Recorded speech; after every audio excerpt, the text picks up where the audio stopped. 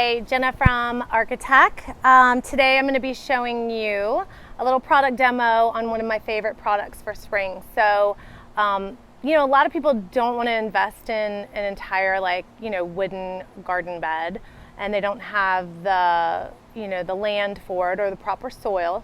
So one of the easiest things to do is buy one of our garden grow bags. This is our most popular. It's the Harvest Grow bag for greens, leafy greens. It's also really great for herbs because it's not very tall, so it's not for potatoes or tomatoes, all which we have custom bags for. But this one's just for the leafy greens, and I like to plant in this, all of my herbs. Sometimes I do the tomatoes, like the cherry tomatoes in this bag, and it's completely fine. So I'm going to show you how to do that. Okay, so as I'm filling this up with my hands, because like I said, I didn't bring my tools, just want to tell you a little bit about the bag. So the bag is made out of a coated type of canvas, and that'll keep it really durable. It's gonna withstand heat and moisture and all of the elements. But what's really cool is the inside is coated with a food safe material, which a lot of garden bags usually utilize a material that's not great for growing. Might be good for growing regular plants in, but if it's a plant that you're going to eat, not so good. Ours is a food safe coating so that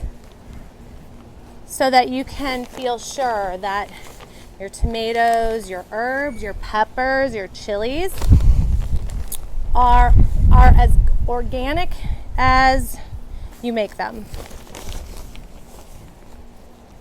So you can see I'm actually filling this with garden soil. I do a mixture of garden soil and potting soil for these. I've just found that works the best. You should probably not do it on a table and try to transfer this because it gets really heavy. I'll have to get my boys to figure that out later. Okay, next I'm adding the potting mix.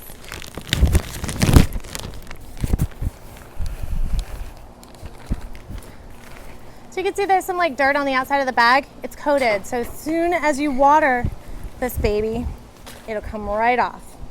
So I'm just gonna mix it around a little bit. You're also gonna have some potting mix that are included with the herbs that you buy or the plants or vegetables.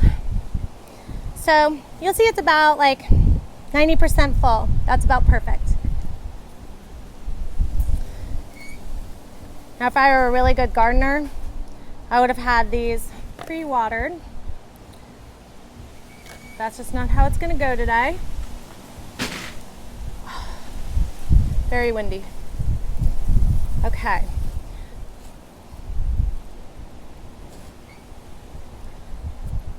You're not going to want to overplant these. You're going to want to give all the plants a little room to spread out, but they don't need a whole lot. So I like to give it maybe, 5 inches. I'm sure there's plenty of people who would disagree with me, but it works out fine for my purposes. Okay, next is my sage. This is my favorite. And this is a really nice sage plant. A lot of times they don't come this big in our area in South Florida. But I got really lucky. Okay, I've got my thyme.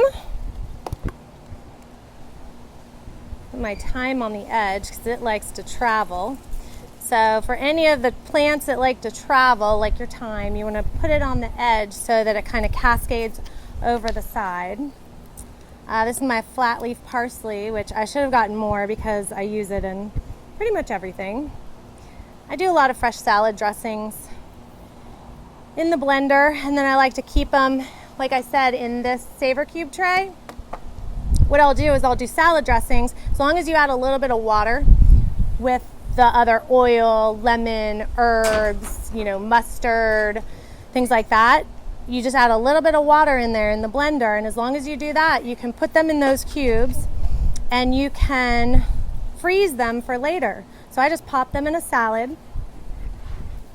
Pop them in a salad, and by the time I'm ready to eat at work, they've melted into the perfect cold, fresh salad dressing, and I can save them as long as I'd like.